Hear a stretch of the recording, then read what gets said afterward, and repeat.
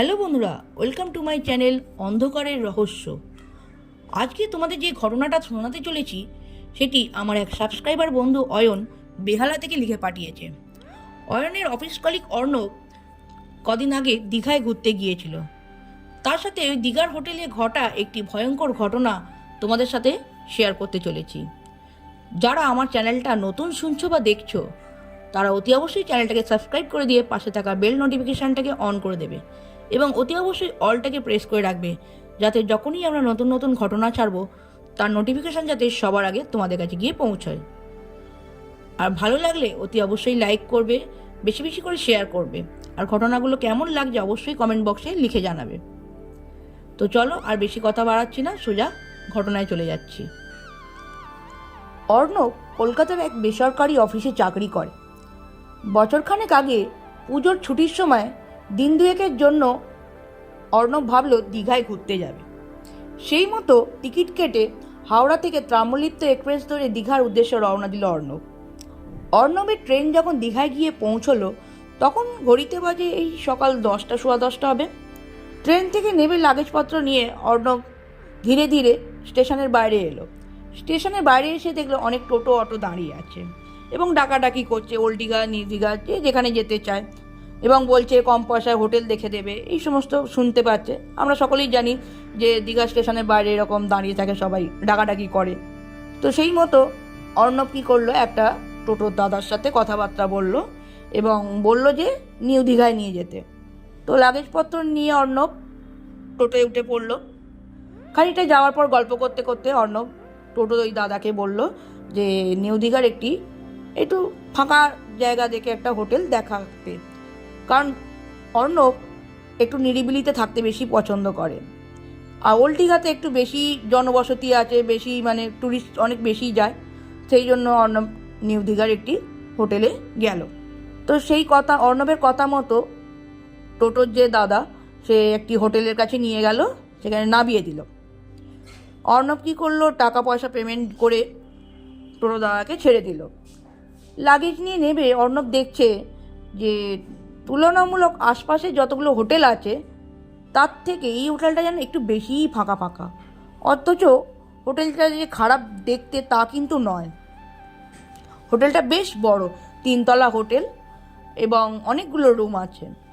তো অর্ণব কী করলো, লাগেজ নিয়ে রিসেপশানে গেল, হোটেলের ভেতর ঢুকে রিসেপশানে গেল। রিসেপশানে গিয়ে কথাবার্তা বলল যে ও একটা রুম চায়। হোটেলের রিসেপশনিস্ট বললেন যে, রিসেপশনে যে দাদা ছিলেন আর কি, সে বললেন যে ঠিক আছে, হয়ে যাবে স্যার, গ্রাউন্ড ফ্লোরে একটা ঘর আপনাকে দিচ্ছি, বেশ ভালো ঘর। তো অর্ণব বলে যে না, আমি গ্রাউন্ড ফ্লোরের রুম নেব না, আমি 3তলার ওই কোণের ঘরটা, আমি বাইরে দিয়ে রাস্তা দিয়ে দেখছিলাম, কোণের ঘরটা নেব, ওখান থেকে সমুদ্রের বেশ ভালো ভিউ পাওয়া যাবে সেই হিসেবে।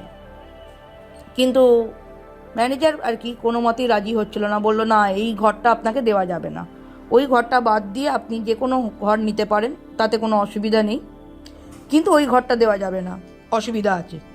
অর্ণব কিছুতেই রাজি হচ্ছিল না। অর্ণব বলে না, আমি ওই ঘরটাই নেব, আপনার যদি অসুবিধা থাকে আপনি ছেড়ে দিন, আমি অন্য হোটেলে চলে যাচ্ছি। তো অনেক ভেবে চিনতে আর কি ম্যানেজার আর কি যিনি ছিলেন তিনি বললেন ঠিক আছে, আমি ব্যবস্থা করে দিচ্ছি, আপনি তাহলে একটু এখানে বসুন রিসেপশনে, ওই ঘরটা আর কি রেডি নেই, ওটা একটু লোক পাঠিয়ে আমি ঘরটা রেডি করে দিচ্ছি, তারপর আপনি যাবেন। তো অর্ণব কী করলো, লাগেজপত্র নিয়ে রিসেপশনে যে সোফা ছিল সেখানে বসেছিল, বসে বসে ভাবছে যে বাবা, আশপাশে যত হোটেল দেখছি সেখানে তুলনামূলক বেশ ট্যুরিস্ট আছে, কিন্তু এখানে একটাও ট্যুরিস্ট নেই, শুধু এই হোটেলেরই যা লোকজন আছে তারাই আর কি, যারা কাজকর্ম করে তারাই আছে। ভাবছি বাবা, এত ট্যুরিস্ট আসছে অথচ এই হোটেলে একটাও ট্যুরিস্ট নেই, কী ব্যাপার। তো অর্ণব সেভাবে খুব একটা পাত্তা দেয়নি। খানিকক্ষণ বাদে একজন কর্মচারী এসে জানালো যে অর্ণবের রুম রেডি হয়ে গেছে। তো অর্ণব কী করলো, লাগেজপত্র নিয়ে তার রুমে গেল 3তলায়। রুমের দরজাটা খুলতেই অর্ণব একটা বিচ্ছিরি একটা গন্ধ নাকে এলো অর্ণবের আর কি, সেই অনেক দিন ঘর বন্ধ হয়ে থাকলে যেরকম একটা বোটকা গন্ধ ছাড়ে, সোদা সোদা স্যাঁতস্যাঁতে টাইপের, ওরকম একটা গন্ধ পেয়েছে। কিন্তু অর্ণব ভাবে এইমাত্র তো ঘরটা ক্লিন করে পরিষ্কার করে দিয়ে গেল, তাহলে কি রুম স্প্রে লাগাতে ভুলে গেছে নাকি, মানে রুম স্প্রে করতে ভুলে গেছে। কী জানি কেমন যেন একটা বিচ্ছিরি গন্ধ ছাড়ছে। যাই হোক, অর্ণব ভালো ঠিক আছে, ম্যানেজ করে নেবো। তো যথারীতি ঘরে গিয়ে দরজা বন্ধ করে একটু ফ্রেশ হয়ে নিয়ে একটু রেস্ট নিয়ে আধা ঘন্টার মতো রেস্ট নিয়ে অর্ণব কী করলো, একটু টাওয়াল নিয়ে একটু সমুদ্রের দিকে গেল। সমুদ্রে গিয়ে খানিকক্ষণ চান টান করে 2:30-3টে নাগাদ অর্ণব ফিরে এলো হোটেলে এসে আবার স্নান করলো, কারণ সমুদ্রে স্নান করলে সকলেই আমরা জানি যে পুরো বালি বালি হয়ে যায় গাটা। সেই হিসেবে হোটেলে এসে স্নান টান করে ফ্রেশ হয়ে হোটেলে যে রেস্টুরেন্ট ছিল সেই রেস্টুরেন্টে লাঞ্চ করলো। তো লাঞ্চ করে অনেকটা টায়ার্ড হয়েছিল, সমুদ্রে স্নান করে এসছে, প্লাস অতটা জার্নি করে এসছে, সে তো একটু রেস্ট নিয়ে নিল। একটু ঘুমিয়ে টুমিয়ে নিয়ে বিকেলবেলায় 5টা নাগাদ আর কি উঠে অর্ণব একটু ওল্ড দীঘার দিকে ঘুরতে গেল। ওখান থেকে একটা টোটো ধরে, নিউ দীঘা থেকে একটা টোটো ধরে ওল্ড দীঘার দিকে ঘুরতে গেল। তো ওল্ড দীঘায় সারা সন্ধে কাটালো, বিভিন্ন খাবার দাবার খেলো। তো 9:30 এই 9:45 নাগাদ ওখান থেকে একেবারেই ওল্ড দীঘা থেকেই একেবারে ডিনার করে নিয়ে অর্ণব কী করলো, হোটেলে চলে এলো, ও নিজের হোটেলে এসে হোটেলের রুমে একটা ওর রুমের সাথে একটা ব্যালকনি ছিল যেখান দিয়ে আর কি সমুদ্র দেখা যায়। সেই ব্যালকনিতে খানিকক্ষণ বসে সমুদ্রের শোভা দেখছিল। তো দেখতে দেখতে হঠাৎ অর্ণবের মনে হচ্ছে যেন ঘরের মধ্যে কিছু একটা সামথিং আছে, মানে কেমন একটা অস্বস্তি ফিল হচ্ছে ওর। মনে হচ্ছে রুমে যেন একা নেই, আরও কেউ আছে, এরকম একটা অনুভূতি হচ্ছে। তো ও যথারীতি বারান্দা থেকে বেরিয়ে নিজের রুমে এলো, রুমে এসে বিছানায় বসলো। রুমে তখন আলো জ্বলছে অলরেডি। তো বিছানায় এসে বসে ভাবছি কী ব্যাপার, কেমন একটা অস্বস্তি লাগছে।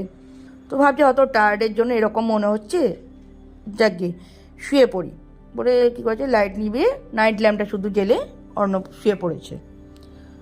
তো শোয়ার খানিকক্ষণ বাদে, এই আধা ঘন্টা বাদে অর্ণব হঠাৎ শুনতে পায় বাথরুমের কলটা কেউ খুলে দিয়েছে এবং সেখান থেকে অনবরত জল পড়ছে।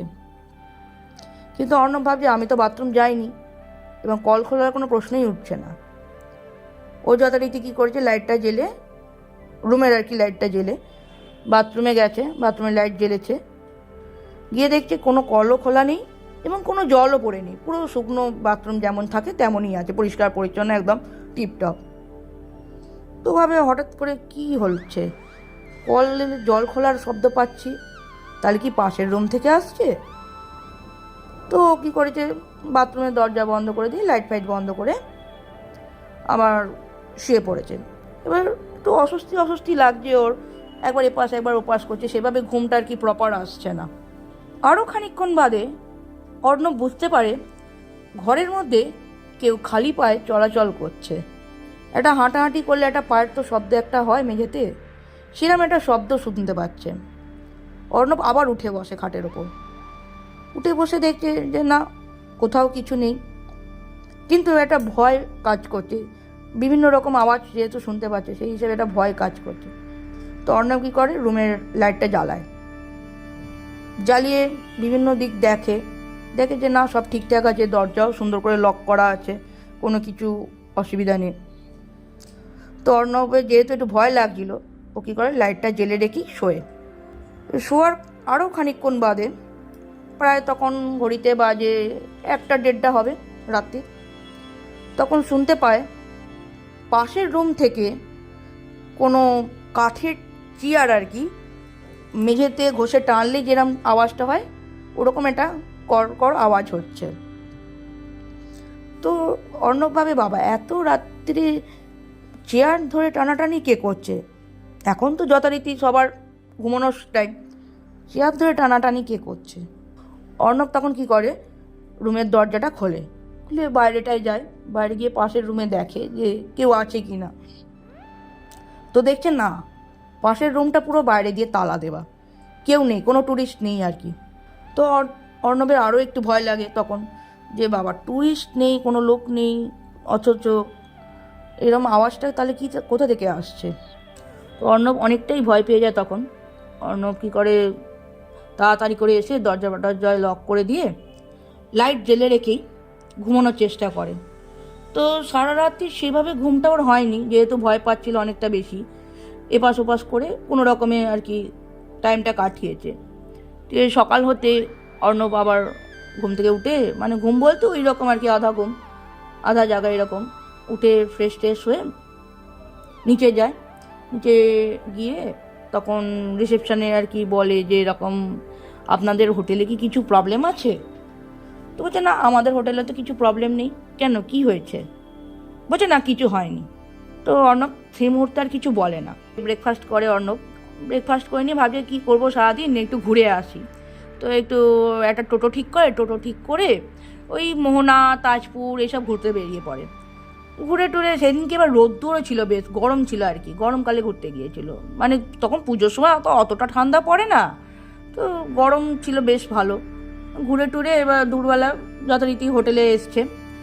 ঘুরে এসে হোটেলে যখন এসে পৌঁছলো অর্ণব, তখন প্রায় ওই 1টা-1:30 বাজে দুপুরবেলা।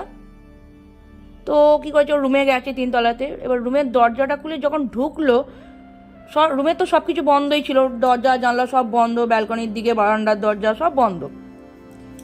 অথচ রুমে গিয়ে ঢুকে দেখে যে রুমের ভেতরটা তুলনামূলক বাইরের থেকে অনেকটা বেশি ঠান্ডা টেম্পারেচার।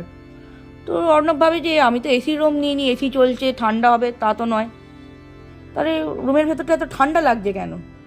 তো অর্ণব অতটা পাত্তা দেয়নি ব্যাপারটায়। ও কী করেছে, স্নান টান করে ফ্রেশ হয়ে লাঞ্চ করতে চলে গেছে নিচে।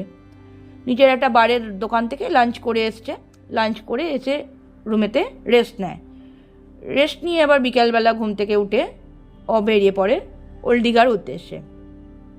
ওল্ড দীঘায় গিয়ে ঘোরাঘুরি করে, সন্ধ্যাবেলা টাইম স্পেন্ড করে রাত্রিবেলা ঠিক করে আজকে আর রেস্টুরেন্টে বসে খাবো না, মানে বাইরের ওল্ড দীঘাতেও কোনো রেস্টুরেন্টে খাবো না, আর নিজের হোটেলেও কোনো রেস্টুরেন্টে খাবো না। ভাবলো যে একটা চিকেন বিরিয়ানি কিনে নিয়ে যাই, কিনে নিয়ে গিয়ে রুমে বসেই খেয়ে নেবো একবারে। তো সেই মতো কাজ করে, একটা চিকেন বিরিয়ানি কেনে। ওর সামনেই বিরিয়ানি তো ওরকমই দেয়, দেখতেই পাও তোমরা, সামনেই দেয় তোমাদের সামনেই। ও সামনেই লেগ পিস ডেকে নিয়েছে যে খাবে বলে। একটা চিকেন বিরিয়ানি নিয়ে টোটো ধরে ও নিজের হোটেলে পৌঁছে যায়। হোটেলে গিয়ে আবার রুমে গিয়ে বাক্সে টেবিল ছিল, টেবিলেতে বাস্কটা রাখে, বিরিয়ানি বাস্কটা। এবার তখন ওর মায়ের ফোন আসে। এবার রুমটা এমন একটা ছিল, রুমের ভেতর মোবাইলের টাওয়ার আর কি ইজিলি পাওয়া যেত না, মানে কেটে কেটে যেত কথা। তখন অর্ণব কী করে, ওর মায়ের ফোন আসতে ও কী করে রুমের দরজাটা লক করে দেয়। লক করে দিয়ে বাইরে গিয়ে, রুমের বাইরেতে গিয়ে মায়ের সাথে কথাবার্তা বলে। এই 10-15 মিনিট কথা বলে তারপর রুমে আবার দরজা খুলে, চাবি খুলে রুমে আসে। যে ভাবছে এবার খেয়ে নেবো, রাত হচ্ছে, খেয়ে নিয়ে তারপর বসে বসে মোবাইলে নয় ইউটিউব দেখবো বা কিছু একটা করবো। এবার দিয়ে যথারীতি চেয়ার নিয়ে টেবিলের সামনে বসেছে, দিয়ে বিরিয়ানিটা খুলেছে। বিরিয়ানির সাথে আবার কাগজের প্লেটও একটা দিয়েছে, দেয় দোকানে আমাদের, ওরকম একটা কাগজের প্লেট নিয়েছে। ভাবছে বিরিয়ানিটা ওতে ঢেলে খাবে। বিরিয়ানির বাক্সটা খুলতেই দেখে যে বাক্সতে বিরিয়ানি মানে কিছুই নেই, হাড়গুলো, শুধু মাংসের হাড়টা পড়ে আছে, হাড়গুলো পড়ে আছে, ভাঙা ভাঙা হাড়। আর রাইসের মধ্যে একদম অল্প একটুখানি রাইস পড়ে আছে, বাকি কোনো আলু, বিরিয়ানির ভাত, মাংস কিছুই নেই। তো এই দেখে অর্ণব হঠাৎ খুবই ভয় পেয়ে যায়। ভাবছে বাবা, রুমের দরজা তো আমি লক করে গিয়েছিলাম তালা দিয়ে, আর সব জানলা দরজাও বন্ধ, ব্যালকনির দিকে দরজা বন্ধ, তাহলে রুমের ভেতর ঢুকলো কে, আর আমার খাবারই বা খেলো কে? তো সেই দেখে মানে অর্ণব হঠাৎ খুব ভয় পেয়ে যায়। ভাবছে না, রুমে কিছু তো না কিছু আছেই, নাহলে এরকম ঘটনা আমার সাথে প্রত্যেক দিন ঘটছে কেন? তো এবার কী করবে অর্ণব, কারণ কিছু তো ডিনার করেনি, খিদে পাচ্ছে। ও তখন নিচে নেবে ওই সামনে অপোজিটে একটা এমনি দোকান ছিল, খাবার দোকান ছিল, সেখান থেকে কী করেছে, রুটি মাংস খেয়ে রুমে চলে এসছে।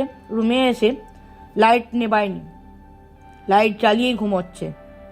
অনেকক্ষণ ক্লান্তি ছিল, অনেক ঘোরাঘুরি করেছে, যেহেতু ক্লান্তি ছিল, ঘুমিয়ে পড়েছে সেদিনকে।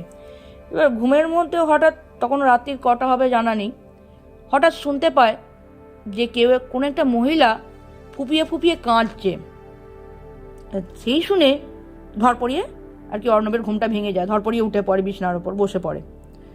উঠে দেখছে চারিদিকে কেউ কোথাও নেই। এবার কান্নার আওয়াজটাও তখন সেই মুহূর্তে বন্ধ হয়ে গেছে। এবার সেই কান্নার আওয়াজ শুনে আর কি অর্ণবের খুবই মানে ভয় লাগে, খুবই ভয় পেয়ে যায়। তো বলছে না, আমি রুমে আসলেই যত ঘটনা ঘটছে, আমি এই রুমে থাকবো না। সেই তখন কি করে, লাগেজপত্র না নিয়েই রুম থেকে বাইরে বেরিয়ে যায়। বেরিয়ে গিয়ে রুমের দরজা লক করে দেয়, করে দিয়ে রিসেপশানে চলে যায়। এবার রিসেপশানে গিয়ে তখন তো অনেক রাত্রি, রিসেপশানেও তখন কেউ নেই, পুরো ফাঁকা। তো রিসেপশানের সোফায় বসে, সোফায় বসে ভাবছে যে না, আজকে সোফায় বসেই কাটিয়ে দেবো, রুমে যাব না। রুমে যখনই যাচ্ছি, রুমে গেলেই কিছু না কিছু ঘটছে, হয়তো এখানে আমার সাথে কিছু ঘটবে না, এই করে আজকের রাত্রিটা কাটিয়ে দিই, কালকে সকাল হলেই চলে যাব বাড়ি। এই বলে খানিক্ষণ বসে। এবার তার মধ্যে কি হয়, কারেন্টটা চলে যায়। কারেন্ট চলে যেতেই অর্ণব আরও বেশি ভয় পেয়ে যায়, কারণ এমনিতেই ওর রুমের মধ্যে ওরকম ঘটনা ঘটছে দুদিন ধরে, সারাক্ষণ ধরে। এবার দিয়ে সেই হিসাবে কারেন্ট চলে যেতে আরও বেশি ভয় পেয়ে গেছে। এবার খানিকক্ষণ বাদে চোখে ঠাউর হয়েছে, যখন অন্ধকার, কারেন্ট চলে গেলে ঝপ করে গেলে কি একটা অন্ধকার হয়ে লাগে চোখটা পুরো, খানিকক্ষণ বাদ থেকে আবার ভিজিবিলিটিটা আসে। তখন দেখছে রিসেপশনে যেখান দিয়ে সিঁড়ি উঠে গেছে দোতলায় যাবার, সিঁড়ির পাশে কোনো একটা মহিলা দাঁড়িয়ে আছে। সেই থেকে অর্ণবের আতঙ্ক আরও বেশি বেড়ে যায় এবং ভীষণভাবে ঘাবড়ে যায় যে কী করবে বুঝতে পারছে না। কারণ হোটেলের বাইরে যাওয়া তো অপশান নেই, কারণ হোটেলের বাইরে মেন দরজা কিন্তু বন্ধ। এবার রুমেও যেতে পারছে না, রুমে গেলে ওরকম অত্যাচার হচ্ছে। কী করবে ভেবে না পেয়ে ভীষণভাবে ভয় পেয়ে যায় এবং ভয় পেয়ে অজ্ঞান হয়ে সোফাতেই শুয়ে পড়ে। এবার যখন ওর জ্ঞান ফেরে, তখন দেখে সকাল হয়ে গেছে এবং আশপাশের সব লোকেরা, মানে রিসেপশানে যিনি ছিলেন ম্যানেজার তিনি এবং আরও যত কর্মচারী, তাকে আর কি জলের ছেটা টেটা দিয়ে জ্ঞানটা ফেরানোর চেষ্টা করছে। তো জ্ঞান ফিরে উঠে বসে তখন অর্ণব বলে রিসেপশনিস্টটাকে, আর কি যে ভদ্রলোক ছিলেন ম্যানেজার, তাকে বলে যে আপনাদের হোটেলের ওই রুমটাতে কী অসুবিধা আছে, কেন আমার সাথে এরকম বারবার ঘটছে, বলে ওর সাথে দুদিন ধরে যা যা ঘটনা ঘটেছে তখন সেসব ঘটনাগুলো খুলে বলে। সেই ঘটনা শুনে তখন ম্যানেজার বলে যে আপনাকে তো ওই জন্যই আমি বারবার বারণ করছিলাম যে ওই রুমটা আমি দেবো না আপনাকে, আপনি তো জোর করে নিলেন, আর এখন বলছেন আমরা দায়ী। তো অর্ণব বলছে কেন, কী ঘটেছে এমন এই রুমটাতে? তখন ম্যানেজার বলে যে এরম বছর 5 আগে একজন নবদম্পতি এসছিল ঘুরতে এখানে। তখন হোটেলটা খুবই ভালো ছিল, সব ট্যুরিস্টরাও আসতো, যথারীতি ওরকম একজন নবদম্পতি এসছে, তারা ওই রুমটাতে ছিল, যে রুমটাতে এখন অর্ণব ছিল আর কি। সেই রুমটায় ওই নবদম্পতি দুজন ছিল। এবার কী হয়েছে, সেদিনকে রাত্রিরে, যেদিনকে এসছে আর কি, সেদিনকে রাত্রিরে ওদের দুজনের মধ্যে কিছু একটা ঝামেলা লাগে। এবার পাশের রুমের ট্যুরিস্টরা শুনতে পেয়েছে যে ঝগড়া হচ্ছে দুই হাজব্যান্ড ওয়াইফের মধ্যে। তো সেই শুনে ট্যুরিস্টরা ভাবে স্বামী স্ত্রীর মধ্যে তো ঝগড়া লাগেই, হয়তো আবার ঠিক হয়ে যাবে, বলে সেভাবে অতটা পাত্তা দেয়নি। সকালবেলায় যখন ম্যানেজার এসছে, এসে দেখে মেন গেটটা যখন খুলতে এসছে, মেন গেটের বাইরেতে মহিলাটির মৃতদেহ পড়ে আছে এবং দেখেই মনে হচ্ছে ওপর থেকে 3 তলার ওই ব্যালকনিটা থেকে কেউ ঠেলে নিচে ফেলে দিয়েছে মহিলাকে। কারণ মহিলাটির মুখটা পুরো থেতলে গেছে, কিছু নেই, বিভৎস রূপে লাগছে দেখতে। তো যথারীতি পুলিশ ডাকে এবং হাজব্যান্ডের খোঁজ করে, যার ফোন নাম্বার ওরা দিয়েছিল ওই রেজিস্টার খাতায়, সেই দেখে নাম্বারে ফোন টোন করে, ফোন কেউ ধরে না এবং ওর হাজব্যান্ড যে ছিল তাকেও খুঁজে পাওয়া যাচ্ছিল না। এবার এই একটা ঘটনা আর কি চারি জায়গায় আর কি ছড়িয়ে পড়ে যে এই হোটেলটায় এরকম ঘটনা ঘটেছে। সেই থেকে এই ট্যুরিস্ট ট্যুরিস্ট আসা দিনকে দিন কমে যায়, কমে যেতে যেতে এখন আর ট্যুরিস্টই আসে না এই হোটেলটায়। আশপাশে সব হোটেলে ট্যুরিস্ট আসে, কিন্তু এই হোটেলটায় একেবারেই ট্যুরিস্ট আসে না। সেই জন্যই আপনাকে আমরা ওই রুমটা দিতে চাইনি, তো কিন্তু আপনি তো জোর করলেন, সেই হিসাবে আপনাকে দিতে বাধ্য হলাম। তো বন্ধুরা, এই ছিল আজকের আমাদের ঘটনাটা কেমন লাগলো অবশ্যই কমেন্ট করে লিখে জানাবে। আর যদি ভালো লাগে বেশি বেশি করে লাইক শেয়ার করে দেবে ফ্রেন্ড ফ্যামিলির মধ্যে। আজকের ঘটনা আমি এখানেই শেষ করছি, খুব শীঘ্রই দেখা হচ্ছে আরও একটি নতুন ঘটনা নিয়ে। বাই বন্ধুরা।